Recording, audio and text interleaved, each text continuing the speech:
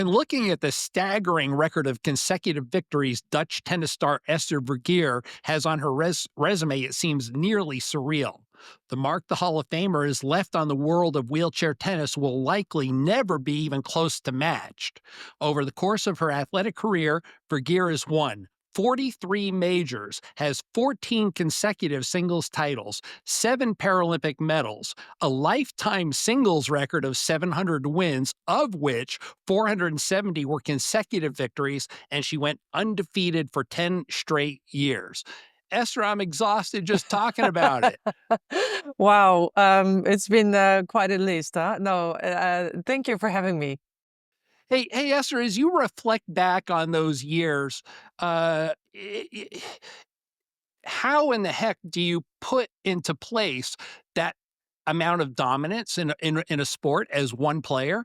Well, I mean, it's of course difficult to have just one reason or one way to explain it. But I guess for me, it was just the right time to grow up in a sport that was growing. So for me, I started when I started playing wheelchair tennis when I was 12. Starting to play international tournaments when I was 17, but that was also the time when wheelchair tennis became more professional. And I think that I was just triggered and very curious on what sports could bring me, but also how far wheelchair tennis could grow as a sport. So I think I helped develop wheelchair tennis. And so I became a better player and the sport became more professional and more integrated with able-bodied tournaments. So there was more sponsor money involved, more prize money involved. So I could invest that into my tennis career. And I think that was just a great or the right combination of making dominance or creating dominance. And of course, we have to realize that wheelchair tennis wheelchair tennis is not as big, not as many players play wheelchair tennis as a regular tennis is being played by players. So the competition, of course, is a little bit less if you compare it to able-bodied tennis. But again, I mean, not being defeated for 10 years also takes a lot of mental strength. So I guess I'm a tough player to beat as well. Absolutely. So did you notice even as a kid when you first started to pick up the game, did you and your coaches or the people around you, did you notice that you had a natural inclination? Did it become an instant love for you? Well, it wasn't instant love. I mean, playing sports was an instant love. I played wheelchair basketball as well. I played tennis. I tried all kinds of sports, but those two sports were the first love, I would say. And I guess a very important moment for me was that the former national coach of the Netherlands recognized my talent and my eagerness to learn, and just the athleticism, but also I was a very enthusiastic young girl, eager to learn the sport. And for me, that was a sort of like a compliment. And I really got energy from that. And that's why I was willing to put a lot of energy in working hard for the sport, not knowing that if I was very talented I didn't know. I didn't even care, to be honest. I didn't even know a lot about the sport. I didn't know about Paralympics at that time because there was not a lot, um, how do you say it, exposure of Paralympic sports in the Netherlands. So I wasn't even aware where the opportunities were in wheelchair tennis. But I love the sport, and I love the fact that somebody complimented me on my work ethics, so that's probably why I started to play more and more, and that's where I found out I did have some talent and good eye and hand-eye coordination, and so I started to work on that. Yeah, it's funny because I just interviewed a U.S. coach, Paul Walker, and he described you as, and I wrote this down, right, as he was saying it was, Esther has unwavering self-belief. Is that you? Um, I don't know. I think I got to know myself quite well, and I know what I am able to do, but I also know what my weaknesses are, and I think that's one of the most important things as an athlete is that you know where your strengths and your weaknesses are. And if you know your strengths, you it's easy to believe in yourself and what you're able to do. And then, I mean, together with people that around me that say that I, maybe have a chance of becoming number one in the world, made it a perfect combination, I guess. So then let's go ahead and talk about your game. As you look at it and you look back, and even while you were in the midst of the sport, did you notice that you were more of a power player, or did you rely more on your serves? Did you rely more on your strategies and your chair maneuverability? Where did you see your strengths, and what were the things that you had to put together to put a streak like that together? I guess in the beginning, I already found out that I was one of the strongest girls out there. So I was very strong in pushing my chair and hitting the ball hard. So that was the beginning. I was a basketball player, so I was fast on the court. I got to a lot of balls, and I could hit the ball harder than most of the girls did. Um, Eventually, I found out that the faster you take the ball, so whenever you are sitting on the baseline and hitting the ball from there, it's putting a lot of pressure on the opponent, and that helps with wheelchair tennis. So don't give the opponent time to recover, time to be prepared for the next ball. So that was my tactics, where I was one of the best players, I guess. Um, my backhand was one of the better backhands out there, and I was one of the first players to hit a topspin backhand. Everybody was playing slice backhands, and I was the first one to actually hit a topspin backhand, which gave me an advantage on that. And then in the past, or the last, well, maybe 4 to 6 years, I put a lot of energy and time into my mental strength. So I was just very confident on my play, my ability on the court. I was very much in control of my brain, my breath, my yeah. So I guess that was a combination I added up every time. Um, just for the sake of education, for those of us that haven't played tennis, what does a top spin backhand do as it hits the other side of the court? Does it have a particular move? Does the ball jut a certain direction? Well, it jumps up. So it jumps up higher than a slice backhand does because that stays low. And you can imagine that whenever you play wheelchair tennis, you sit down, you sit in a wheelchair. So whenever you get a high ball, it's harder to put pace on a higher ball. Of So course, a lot of my opponents would just have to, well, first of all, reach the ball, be able to get to the ball, and but not never. get and then not get adequate power back. No, exactly. And so the ball wouldn't come far in the into the court, and I was able to run into the court and yeah, get it to the other side, and they would never be able to get it. Yeah, approaching the net seems to be a key factor in all those wins. It is a key factor. It was one of my strongest points, but it's also a risk because if the opponent gets to the ball and you're close up to the net, it's easy to get a ball above my Over head your and head. yeah, play a lob, or so you have to finish it. Yeah, and that's what I did. Do you think over time, as the wins started to compile up, that you're in in some strange way, your reputation started you out already winning the first set? I mean, did you actually, to a degree, almost see fear in some of the women who had to come out and face Oh you as yeah, time went on? absolutely. Whenever there was the draw being done and players would be on my side of the draw, I saw some, well, scary eyes or some tears coming up already because they had a feeling that they would have a hard time beating me.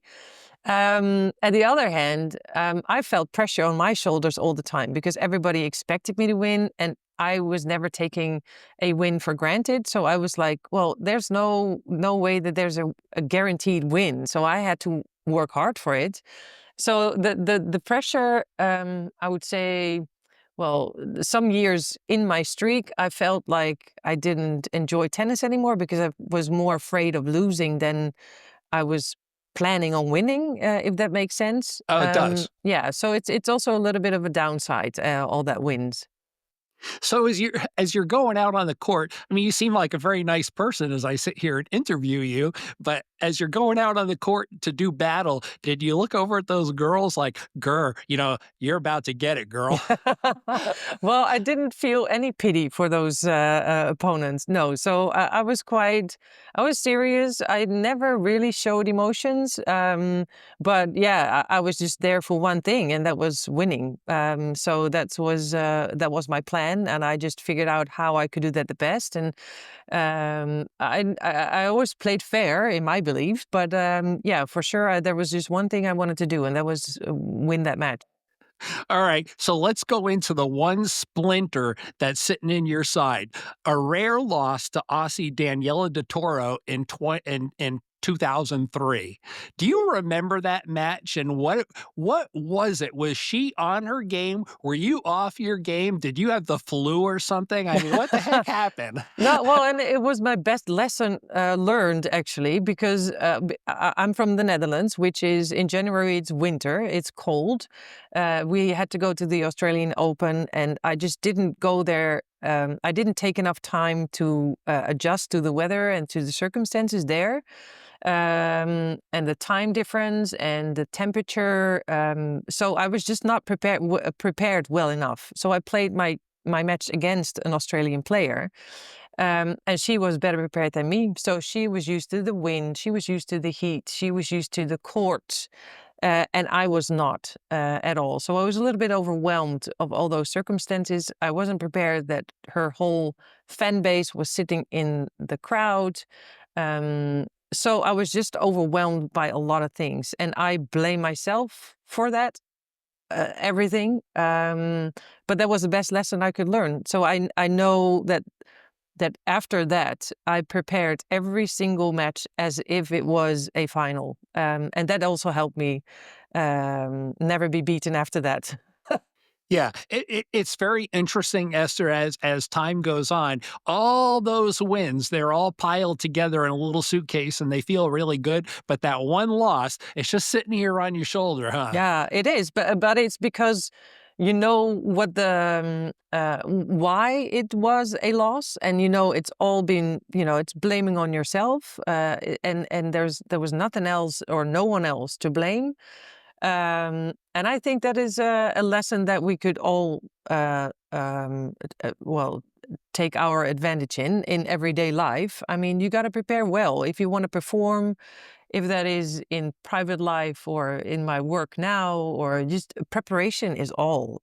So you need to take all the circumstances serious. You need the people that you work with serious. You need to take your own body serious, and only then you can perform 100%. As I look at the Dutch culture, you have a serious culture of winning, and not only that, I feel in some ways that there's really maximum respect for the adaptive athlete. Maybe something I don't feel even from the United States. It just doesn't feel quite the same way. You get some governmental support. You've got a very solid background pushing you at all times. I look at the basketball team: Bo Kramer, Mariska Berger, you and all the other Dutch women who dominated women's tennis. What is it about your culture that's so supportive of the adaptive athlete?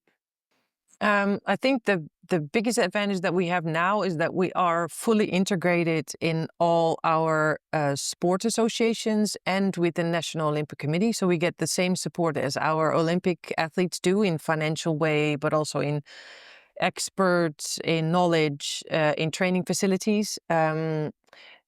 The Netherlands is a very small country, so we can all train together. We can share our information and our expertise with each other, and we do that all the time.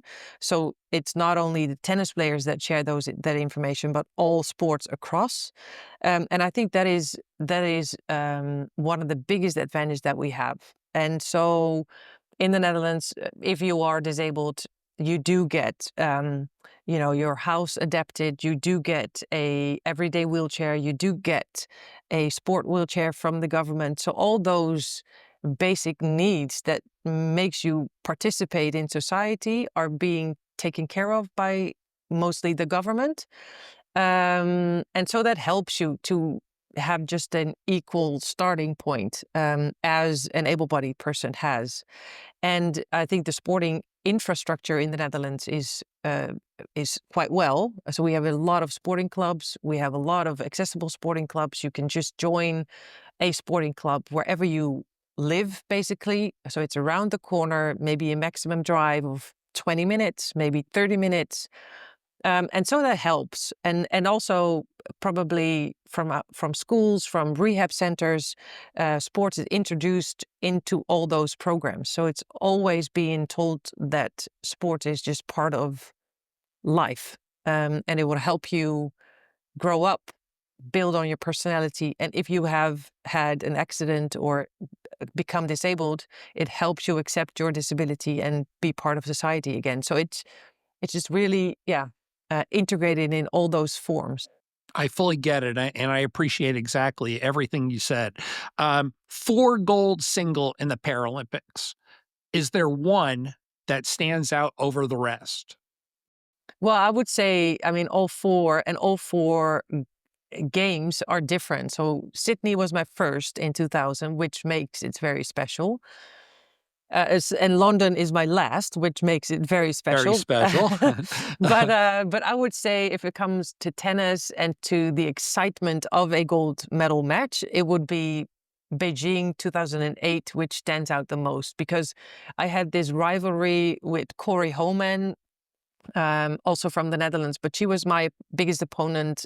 She'd never won, she'd never beaten me, but at the Paralympic Games in the final, she all of a sudden had match point. And so all of a sudden I was one ball away of losing gold, which I wasn't really prepared for. And somehow, I mean, the tension was high and my nerves, yeah, I still can't believe, but I turned it around eventually, and I made it that I won in 3 sets tiebreak. I won that match. So it feels like a match where I fought very hard for, and then the gold tastes the best. Undoubtedly.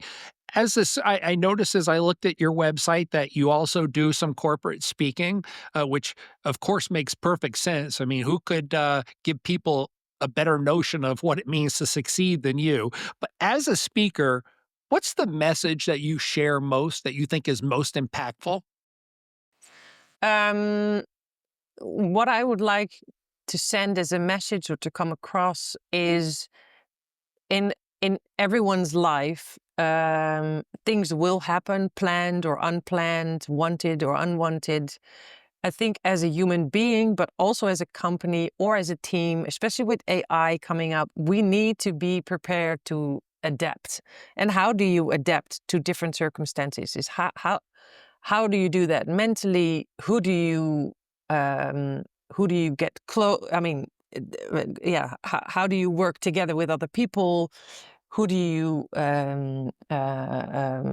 stay connected to? Who do you, and so how do you adapt? Is that basically that's the message that I send?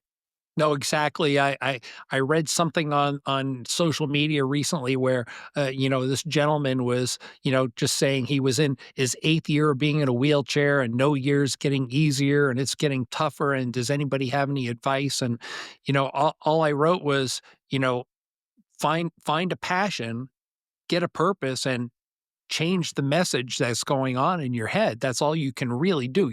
You control it, nobody else.